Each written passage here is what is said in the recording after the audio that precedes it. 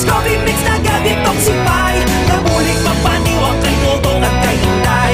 DTX Coffee Mix na was na pinuan, diabetes ligawan. O magkape na ta, DTX Coffee na. DTX Coffee Mix, nakatabi ka na, nakadetox ka ba? Pag may tisi para aron mo aptika, pag may tisi mo tungod ang may tisi puno sa vitamina, pag may tisi mo barato na o ipig-ibo pa. Tungod ang may tisi alkaline vitamin C mulawas aptik pirmi dili nakakapuyon tungod sa may tisi. Mighty C, ang alkaline nga vitamin C. Masakit ang tiyan? Masami na budlayan sa pag-ariya? Mags 4 Biotics ka! May fortified probiotics nga nagabulig sa pagbalik sang maayong nga digestion sa 4 Biotics. Kadalhay ang pag-ariya.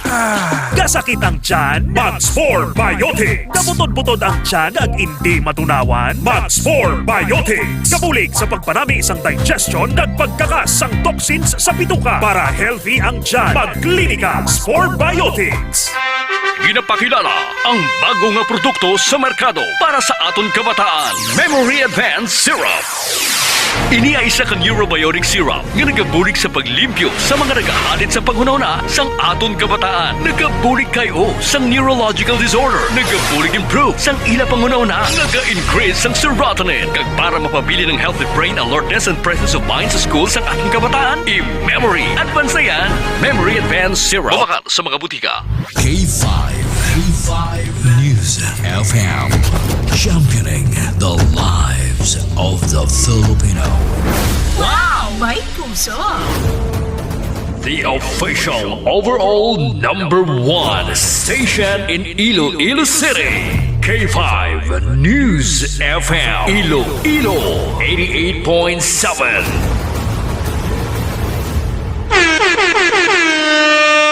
Oras sa K5 News FM Iloilo, Philippine Standard Time, alas 6:06.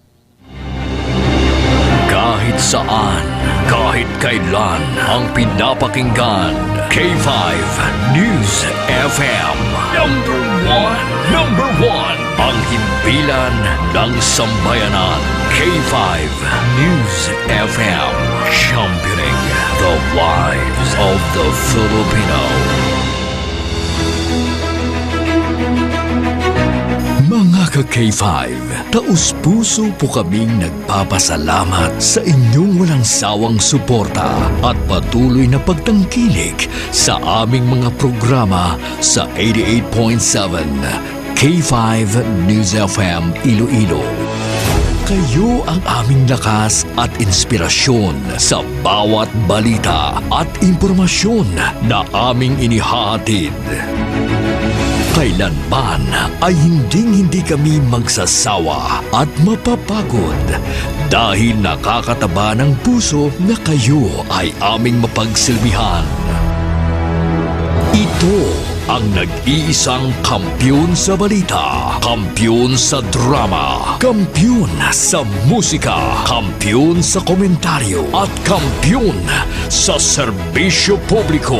K5 News FM, championing the lives of the Filipino. Kampiyon sa balita, kampiyon sa drama, kampiyon sa musika, kampiyon sa komentaryo, kampiyon sa serbisyo publiko. Pantera noon, K5 News FM na ngayon. Ito ang kampiyon nga istasyon. K5 News FM, championing the lives of the Filipino. D3 Bio Evening Newscast. The latest and the most comprehensive news of the day. Dito lang mapapakinggan sa D3 Bio Evening Newscast. Mga naglalakihang mga balitang lokal. Balita mula sa Luzon, Visayas at Mindanao. Mga balita sa labas ng bansa. Balitang sport at mundo ng showbiz. D3 Bio Evening Newscast. At ngayon, narito na ang inyong K5 News Team. Ka K5, Sunny Sarabia Punay at Kimberly Caluyo.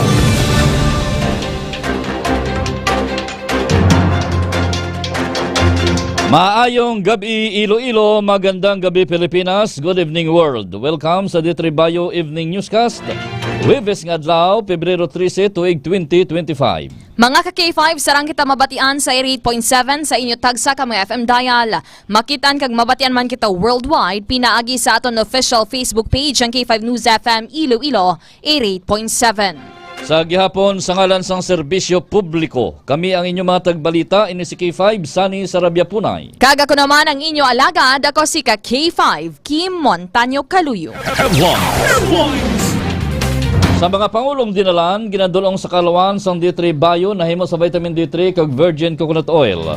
Para sa mga nagabalik-balik ang hilanat o bukag sipon, kag para makalikaw kita sa dinggi, magtumar sang D3 Bayo sang Klinika de Alternativo Medicina. Natural nga antiviral kag antibacterial. Gani kung gusto nyo mag-ayo, mag D3 Bayo. Sa nagapanguna nga balita lokal, Presidente Ferdinand Marcos Jr. nagabot na sa syudad sang Iloilo para sa Alyansang Makabagong Pilipinas Proclamation Rally. Sa dugang balitang lokal, numero sang magkahagugma nga maga-check-in sa Valentine's Day sa mga lodging house sa syudad sang Iloilo, ginalauman nga magadamo. Provincial government sang Iloilo may may duha ka bag-ong fuel tankers. Sa piyak nga bahin, babayi, ginbuno ang iya live-in partner sa city proper. Sa aton balita nasyonal, Pastor Apollo Kibuloy magabalik na sa Pasig City Jail matapos nga ma-ospital. Vince Dizon ginapoint bilang bagong DOTR o Department of Transportation Secretary. Balita international, US President Donald Trump loyag nga gilayon pasiraduhan ang Education Department. Kag sa ato naman balitang sports, Kyrie Irving ginpangunahan ang kadalagaan sang Dallas Mavericks batok sa Golden State Warriors. Kag sa aton balita sa patag sa entertainment, Derek Monasterio kag Ili Villanueva magaselebrar sang Valentine's Day sa Paris.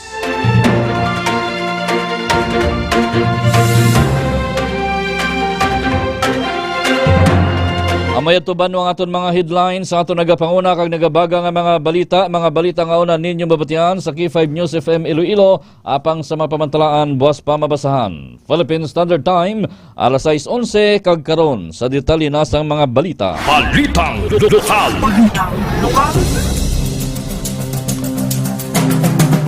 Ang masunod nga mga balita lokal nga inyong mabatian igadulong sa kalwan sang Klinika DTX Coffee Mix with ang palaya, chia seeds at sugared sugarcane extract powder.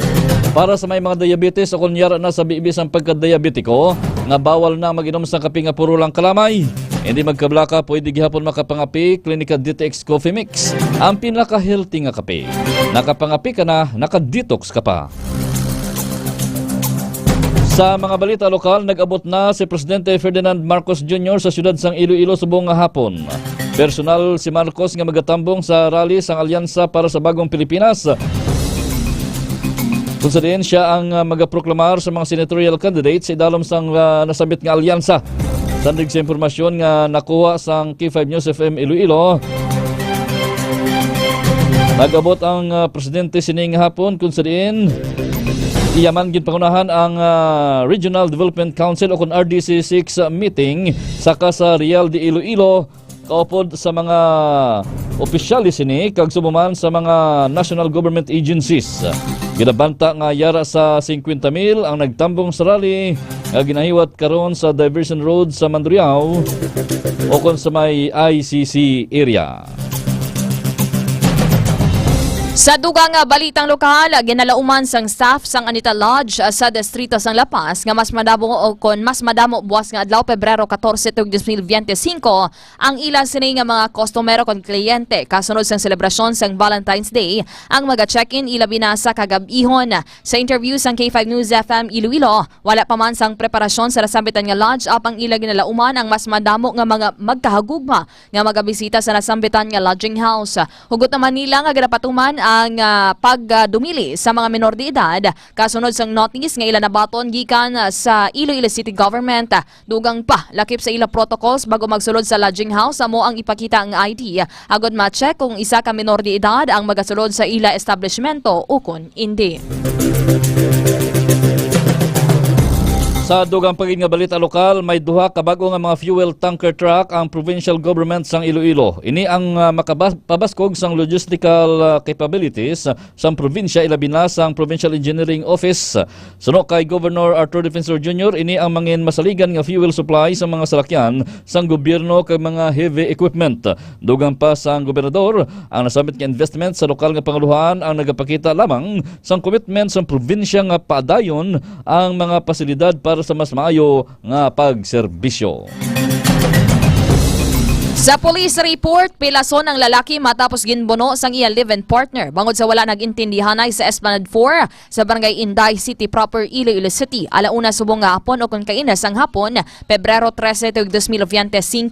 Ang biktima ang ginkilala kay Gilbert Parungaw, 28 anyos ang Pontevedra Negros Occidental. Samtang ang suspect naman mo si Olga Billones, 47 anyos ang Monica Blumentritt City proper. Sa interview sang K5 News FM Iloilo kay Michael Tuberan, officer in charge o kon OIC sang Iloilo City Police Station 1. Yara sa Esplanade 4 ang biktima kag ang sospek kapang nagbaisay sila nga duwa sa wala pa mahibaluan nga rason. Dugang pa matapos nga nagbinaisay, hinali nga ginbuno sang sospek ang biktima sa lawas gamit ang kutsilyo. Giningagaw pa dala sa Iloilo District Doctors Hospital ang biktima kag padayon sa karon nga ginabulong. Yara naman sa kustodiya sang pulis ang sospek kag na-recover ang patalom nga gingamit. Nahibaluan nga homeless o kon wala sa nga balay nga ila ang duha kag sa bisan diin gid lamang nagatulog. Philippine Standard Time, alas 6:16.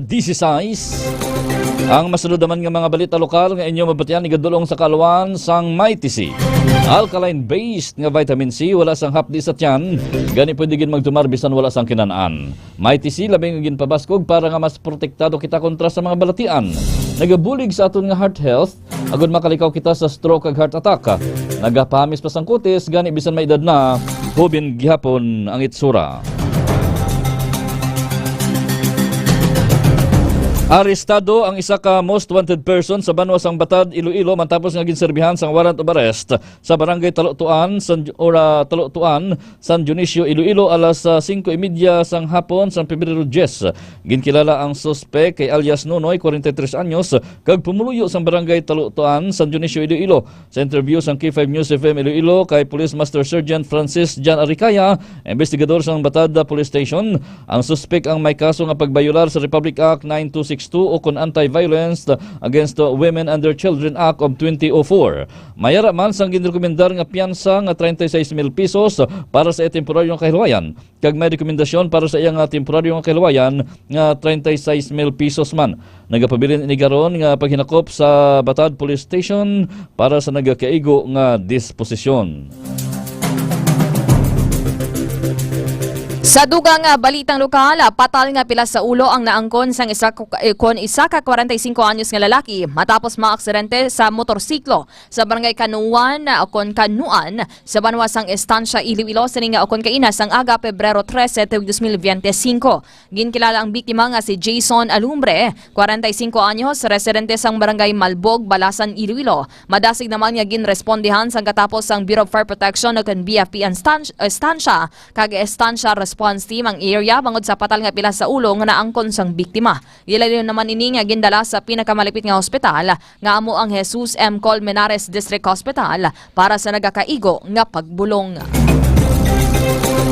Ining gabahin sa aton mga pagbalita, ginadulong naman sa kaluan sa Klinika DTX 500. Sa may mga diabetes, sa mga hindi makatulog sa tiyon sa kagabihon, mag-Klinika DTX 500 adlaw-adlaw. Nagabulig ini para makalikaw kita sa mga balatian, ilabi na ang cancer. Klinika DTX 500, the superior antioxidant.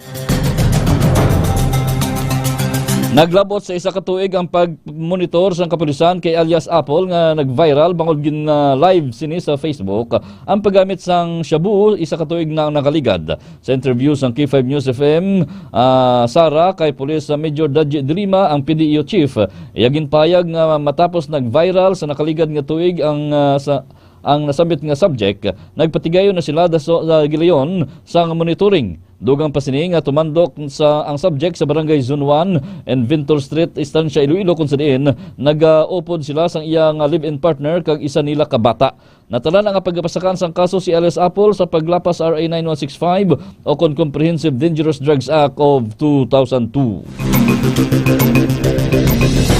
Sa dugang balitang lokal, may bago ng polisiya ang Iloilo Provincial Government sa pagpanghatag sang assistance to individuals in crisis situation o kon AICS. Ini ang kasunod sang ginpirmahan nga Executive Order o kon EO number 12 ni Iloilo Governor Arthur Defensor Jr. Ang bago nga polisiya ang nakalinya sa RA 11032 o kon Ease of Doing Business and Efficient Government Service Delivery Act of 2018. Base sa Section 2 sa nasambit nga Executive Order sa medical assistance, minimum sang 3,500 pesos tubtob 5,000 pesos ang balor sang assistance nga ihatag sang probinsya kag mahimo lang ini ma-avail isa ka beses sa sulod sang 6 ka bulan. Samtang ang burial assistance naman ang nagabalor sang 3,000 pesos tubtob 5,000 pesos kag cash kon kag cash assistance nga nagabalor sang 3,000 pesos tubtob 5,000 pesos nga mahimo ma-avail isa ka beses sa kada tuig.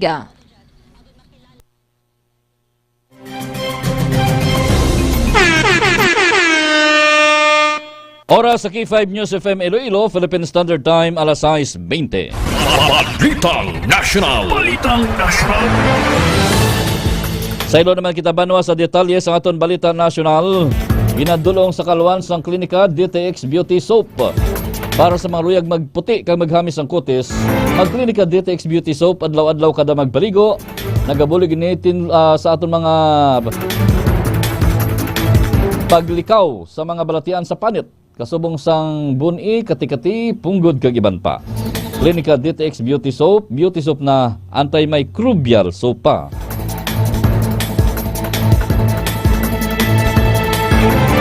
Ginsaylo na balik sa Pasig City Jail matapos nga ma-ospital si Kingdom of Jesus Christ o kon KOJC founder at Polo Kibuloy sang Miyerkules ang gabi suno sa Bureau of Jail Management and Penology o kon BJMP. Pahayag ni BJMP spokesperson Jail Superintendent Jerix Bustinera, ginbalik na sa prisuhan si Kibuloy matapos makabaton sang medical clearance. Ginmando sang Pasig City Regional Trial Court Branch 159 ang pag-transfer kay Kibuloy suno sa private prosecutor nga si Attorney Jose Domingo. Dugang pa ni Domingo nga suno sa korte, kinahanglan nga ibalik si Kibuloy sa BJMP facility sa Pasig City na magluwas lamang kung wala ini sa mapakita nga medical clearance. Sa piyak nga bahin, ginapoint bilang bago nga sekretary sang Department of Transportation na kan DOTR, si Vince Dizon, sandig sa pagkumpirmar ni Executive Secretary Lucas Bersamin. Si Dizon ang anay president sang Basis and Conversation Development Authority kan BCDA, kag COVID-19 Presidential Advisor nga magatalos kay DOTR Secretary Jaime Bautista. Suno pa kay Bersamin, ini ang maga-epekto sa Pebrero 21 tuig 2025, Biyernes nga adlaw. Matandaan nga sa isa ka pahayag, ginkumpirmar sang DOTR nga si Bautista ang magapanaog sa iya pwesto agud hatagan sang atensyon ang iya ikaayong lawas. Ang ining gabay naman sa atong mga pagbalita, ginadulong naman sa kaluan sang klinika Dio Fresh Dio Roll-On. Pagkatapos paligo, hindi gid magkalipat magamit sang klinika Dio Fresh Dio Roll-On para priska ang pabatyagan sa bilog nga adlaw. Naghatag ini sang 48 oras nga proteksyon kontra sa bahong balhas. Klinika Dio Fresh, the natural Dio Roll-On. Nag-issue ang Department of Agriculture sang temporary ban sa pag-import sang animal products gikan sa Germany agud malikawan ang paglaptas ng foot and mouth disease o kon FMD. Ini kasunod sang pag-notify sang Germany sa World Organization Animal Health sa kumpirmadong FMD cases sa domestic buffaloes sa pila ka mga lugar sa nasamit nga pungsod. Suno kay Agriculture Secretary Francisco Tio Laurel Jr., magapabilin ang import ban tubtob sa liwat nga makuha sang Germany ang FMD free status gikan sa WOAH.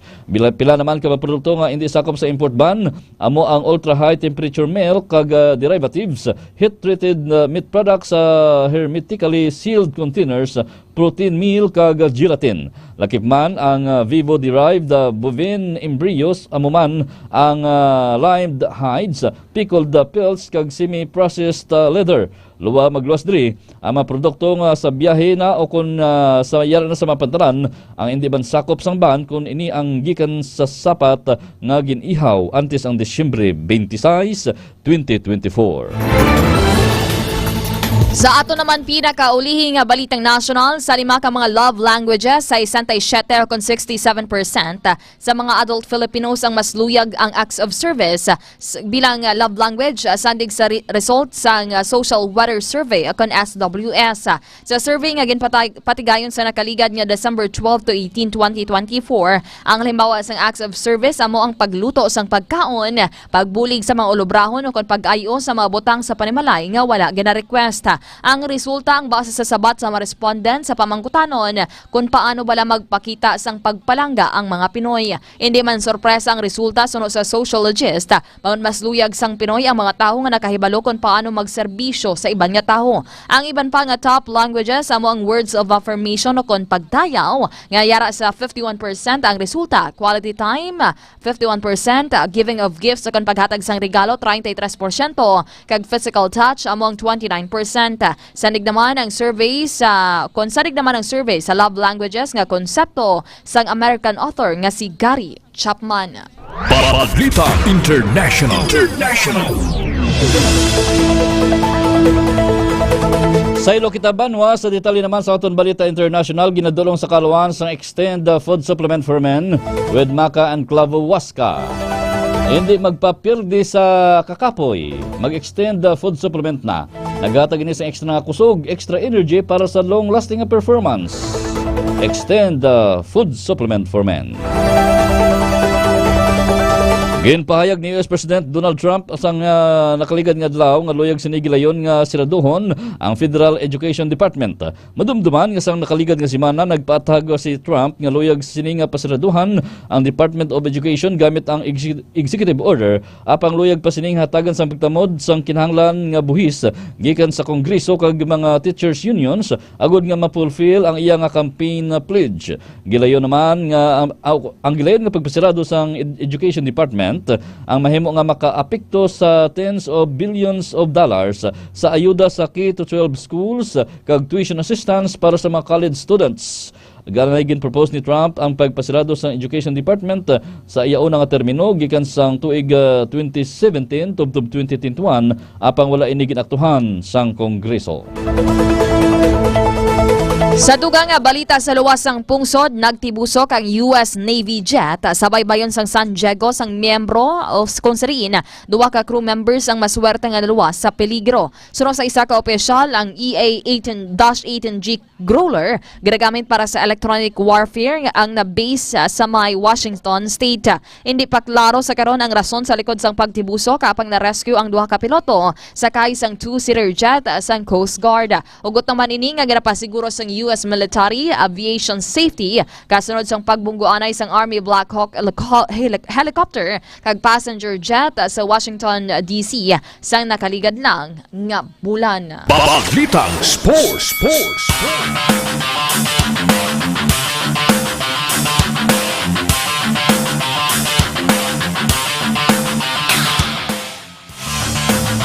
Sa ilo na kita banwa sa detalye naman sa aton balita sa patag sang hinampang, ginadulong sa kalwan sang Clinical Spore Biotics with 80 billion CFU sang good bacteria o kon probiotics. Sa mga nabudlayan magpamuhin, Clinical Spore Biotics nagabulig ni tinlo sa aton tiyan kag kulon agud makalikaw kita sa madamo nga mga balatian ilabi na ang colon cancer. Clinical Spore Biotics, the fortified probiotics. Ginpangunahan ni Dallas superstar Kyrie Irving ang kadalagaan sa Mavericks kung sa diin nakapagkit ini sang 42 puntos sa score nga 111-107. Ang Warriors naman ang ginpangunahan sa ila superstar guard nga si Stephen Curry nga mo ang nakapagkit sang 25 puntos.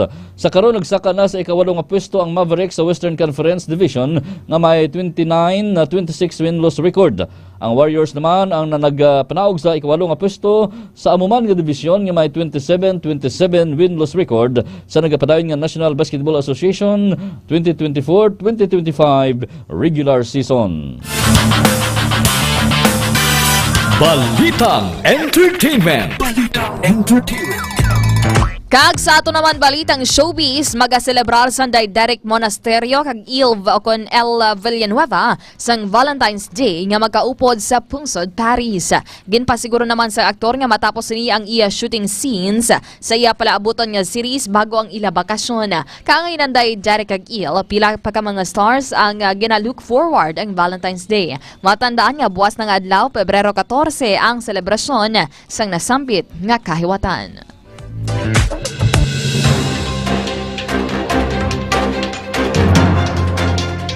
Samtang sa ato naman pinakamaayo nga balita sa 1 Corinthians 13:4 tubtob 7 nagasiling, ang tawo nga nagahigugma mapinasinsyahon, maayo sa iya isig katawo, hindi maakigon, hindi madumot, wala nalipay sa malaot kundi sa matarong pirmi. Mainantuson, pirmi may pagsalig kag paglaom kag pirmi mabinatason. Philippine Standard Time, alas 6:30. Gagamay ito ba naman kabugusan sa ato nagapanguna nga mga balita sa D3 Bio Evening Newscast. May dayad gid nga gabi sa aton dira nga mga suki nga tagpalamati sa aton nga mga solid supporters dira sa may distrito sang Mandurriao kag distrito sang La Paz kay Mami Immaculate, mga ka K5 and of course dira kay SG Francisco sa Western Visayas Medical Center. Mga ka K5, padayon kamo nga mag-like, mag-follow kag share sa among official social media pages, ang K5 News FM Iloilo 80.7 kag K5 News FM Iloilo 80.7 digital. Makitan kami sa amon sa ring Facebook page, sa amon nga YouTube channel and of course sa amon TikTok account.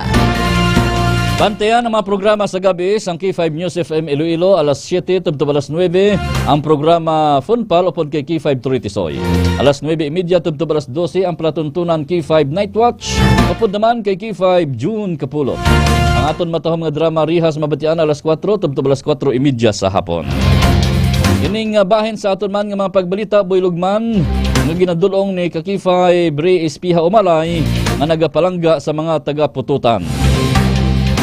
Sa ngalan sang bugos nga puwersa sang K5 News Center, sa gyapon kami ang inyong mga tagbalita ini si K5 Sani Sarabia Punay. Kaga ko naman ang inyo alagad, ako si ka K5 Kim Montaño Caluyo. Para sa kampiyon nga balita, serbisyo publiko kag kalingawan sa Iloilo, number 1 na kita. K5 News FM. Kampiyon sa balita, kampiyon sa drama, kampiyon sa